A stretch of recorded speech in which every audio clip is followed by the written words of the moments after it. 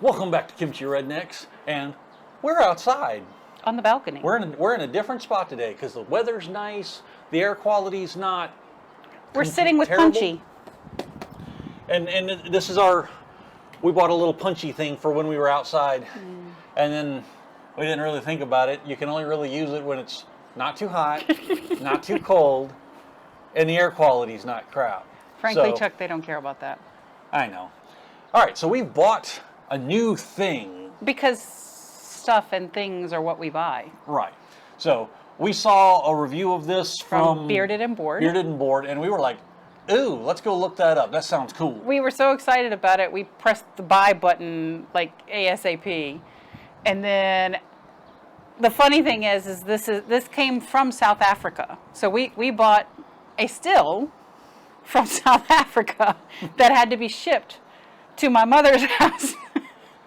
And then shipped to us once it was built. Had to get reshipped to us. Yeah, but that's all good and fine because it got here and it's safe. But anyway, so we found this still that's made in South Africa from My Vodka Maker. My Vodka Maker. So, and this is a different kind of still than we got. So the other two basic kinds we have is we've got the 3-pot VVOR kit, which y'all have seen us run plenty of times. And then earlier this year we bought a Digiboil. Which we've been using, and to some good effect. We've gotten some pretty good whiskey out of it. But the My Vodka Maker is a different still in that it's three reflux stills, high volume reflux stills in one. Well, so it's called a continuous Coffee. A continuous fractional still. An air-cooled continuous coffee fractional still. So one of the big major differences is the induction eye we use for our VVOR kit pulls, I think, 1,500 or 1,800 watts under full power. Our Digiboil, which we found out we shouldn't run under full power because our adapter's not rated for it, but can pull 2,400 watts under full power. Sorry. Moonshine Doggy wanted to participate. So Minion is here to talk about this My Vodka Maker. Right. So, as I was saying, this runs at about 120, 125 watts. So it's a regular wall plug as opposed to a big chunky 220 cable we got running on another one. So it technically is 3 stills. It has a stripper section. Yay, for strippers. Yay. It has a spirit section and the heads, is that right? Right. So let's look and see what we got in the box here.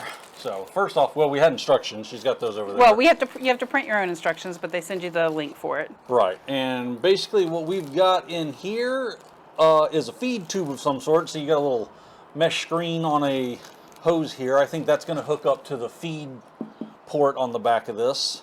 And then you got some little shorter ones, which I guess go into your bottles. You've got a waste tube, a feed tube, a mesh filter, and then you need to provide a computer cable in order to make it run, so that's not included with it. Right, you have to. They don't send you a power cable. Let's just talk about the fact that this is handmade in South Africa. Yeah. Handmade. Like, we placed the order and we waited, what, 6-8 weeks before it was actually finished being made because it was 2-month lead time on it. So he got so many orders from the first time this thing was discussed that he had to actually hire a bunch of people and start building more. And yeah, rent a warehouse and whatnot to build them. So we're excited. All right. Oh, look. Wait, there is actually it's a smaller one, though. Right. So it's a basic one. Right. So this, out of the box, as it ships, will only distill water. Because it's sent as a water distiller. Right. So you have to make some modifications, which they provide you all of the information how to do so in order to actually make vodka, you can make gin, and you can make whiskey with it. Right. So there are 2 models. There's the regular mini, which only makes vodka, and then there's the Plus. And we are fans of the Plus. So, and that can make vodka or like whiskey and brandy as well. I have to say, like, to be a handmade, knowing that this is like something this guy handmade, I'm going to talk about how quality handmade this is. Like, everything is like spit shined, it's beautiful, it's perfect. Considering some of the stuff me and my dad have redneck assembled in a barn, this is leagues. Yeah. So that, like, if you're worried about the fact, like, If you're like, oh gosh, it's made in South Africa and it's handmade, like, dude, worries aside, this is construction that is so well done. It's beautiful. It's absolutely beautiful. So on the back here, You got your start button. Your red button, I guess, is the start. right. Your power switch. Yep. There's a port. It uses a standard D-type power cable. You get puke. Right. So wash in, puke tube, and waste out. Yes. So now when you hook this up, having perused through the manual a little bit, you do have to use a laptop or a phone or something and hook up to the Wi-Fi that's in this. It has its own Wi-Fi network. Once you connect to the Wi-Fi network, you can Program it. turn on the settings for the different brew modes, whether you want it vodka or whiskey or gin. whatnot. There's a bunch of, there's default settings that they call recipes. And then you can go in and you can modify them. If you want it to take out a little more heads just to be safe, or a little less just to, because you want to get a little more out of it, you can adjust those sliders. The nice thing too is, like, literally look at how compact this is. Our other stills take up so much room. Setting up the VVOR, whole half of the kitchen counter gone. Setting up the Digiboil is still, I have to bring out my little support I made for it. You're still blocking off half the kitchen. But this is easy, because literally all you're going to have to do is put tubes in to get your waste out, tubes in for your mash going in, and set it up how you want it up front, and you're ready to go. So we're excited to use this, but you do have to clean this. When it first comes, you're going to have to do the cleaning. All the instructions for cleaning are in the instruction manual that you download, and also when you're done, you have to do a post clean as well. Right. And if you have a gap of time between runs, it recommends you run a little cleaning run as well. Clean, yeah. So one thing about this, you may wonder, what is a continuous still? As opposed to the pot still, which obviously you pour everything in, you run it, you cook all the alcohol out, and you pour it out. Done, right? This has a feed tube. I would set this right here and then put a bucket under it. Run the feed tube down into it, and it's going to pull in, I think in the instructions it says something like 100 or 150 mils at a time. Run it through its process, put the output into the containers, and then throw out what it needs to throw out of the waste. Right, and then it's going to pull another one in. It will keep doing that as long as there is wash in the bucket. So, according to the chart that was on the website, I believe it says this will make between 3 and 5 750 milliliter bottles a day. Wash processing. Wash processing output bottles. Output 3 to 5. So it'll go through up to 20 liters of wash and output up to 5 750 milliliter bottles a day. And this one can do water, vodka, gin, whiskey, or brandy. Right, and the two nozzles on here, the one for vodka and the one for everything else, I think it said this one is like 90 to 92% alcohol. Percent alcohol, not proof, percent. So that's straight poison coming out of there at 90%. That's Everclear. Or 60 to 65% on the whiskey one. So that's 60's 120 proof. So you may be wondering, why would people who already have 2 other really good stills decide they need this still? Well, sometimes you just want to hook something up and walk away for a little bit and not have to stay with it. So, like, this is a still that's good for somebody who is brand new at this. This is also a still for somebody who's moderately been doing at it a while, and even maybe for somebody who's been doing a long while. Right. Like, it's pretty convenient to use. I'm gonna say also, if you don't have a whole lot of time for like the setup and tear down that the others require, this, like I said, literally you put a bucket in it, you put a container in the front and something for it to waste output, and you can leave it. It said, what was it, up to 5 liters a day? Actually, 750 mil. 3 to 5 750 mil bottles. So, rough guess, about 3 liters a day it can output. We got 5 liter jars. You just put a 5 liter jar under it in front, a bucket in the back for the wash, come back tomorrow. The also nice thing is you can adjust how much you want in your heads, how much you want in your hearts. Like you can give it adjustment scales for some of that as well. Right. That's those sliders I was talking about earlier. So I like that too. I still got to hook up to the network on it and do all that bit. So we get to take this, set up our stuff, and do a little setup, do a little cleaning, do a little run. So we'll see you in a bit. All right, so now for the next stage of the My Vodka Maker shenanigan that we've got going on. I've got this set up. Now, there are the three outlets here.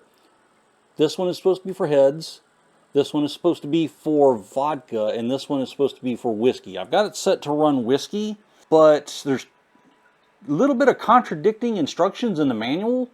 For the vodka one, it tells you to cap off the whiskey one, I guess so that it doesn't spew anything out of there. But for the whiskey one, it doesn't say to cap the vodka one. So I put one under each of them just in case. So I got a little jar with mash in it here that you can see is fed up the feed tube into the back here. I zip tied this off to something so that it wouldn't flop around. This is the puke tube just in case something overfills. And here's the drain feed, which I've got running down into a bucket. So that's pretty much all there is. As long as you've got something for the excess to go out into and something to collect whatever comes out of the other end, and make sure you don't run out of mash, this thing should run like a champ. So we're going to let that run, and we're going to collect what comes out. All right. Welcome back to the after effects, I guess, or the intake. So we got the My Vodka Maker here. We learned a couple lessons along the way. So first off, you should not only read the instructions, but carefully read the instructions. So there is a line in there somewhere where it says that you should run it with a clear or a light wash. I did not see that the first time through, and I ran it with a fruit wash. Peach one, I believe.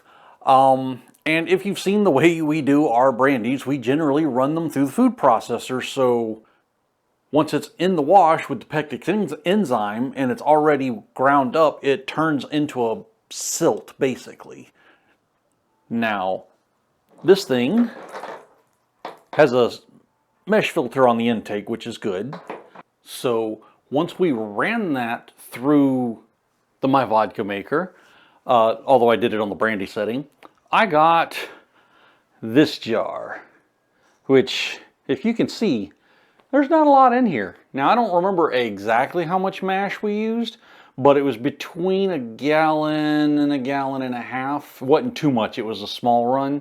So I didn't expect to get a whole lot, but that's like 110, 120 milliliters maybe. I was confused. So then I read the instruction booklet again, saw the line about you're supposed to run a clear wash through it. So, ran a cleaning run on it, vinegar and water, cleaned everything out, ran a hot water run on it just to make sure it purged everything through, and then I made a sugar wash. And I got this, which this is obviously a different size jar, but I got a little less, and this I know how much wash. There was 6 liters of wash. I got a little less than 200 milliliters. I had to work my brain a little bit. This is a different kind of still. The pot still I'm used to using, or even the DigiBoil, works over a grade. When you start running your mash or your wash, the first stuff that comes out is really high, 150, 160, 170 proof. As you go through the run, it goes down until, you get to the point where you're at 80 proof, 70 proof, 60 proof, wherever you decide to cut off for tails. This doesn't do that. You've got, depending on what program you're running, whether you're running on vodka or you're running on whiskey. If you're running on vodka, it's going to spit out 180 proof. If you're running on the whiskey brandy program, it's going to spit out at about 160 proof. It's going to stay there. So this 110 milliliters of peach brandy is 160 proof. My almost 200 milliliters of sugar shine that I ran on the vodka setting is 180 proof. So if you figure in by the time that you have to dilute it down to the point at which you can actually drink it and not get alcohol poisoning, you know, this would be running at 250 mils and be, that was 160, so that would be at 80 proof. This one was at 180 proof, so at almost 200. We'll just say 200 for easy math's sake. That would make almost 400 milliliters and be at 90 proof. Learning lesson.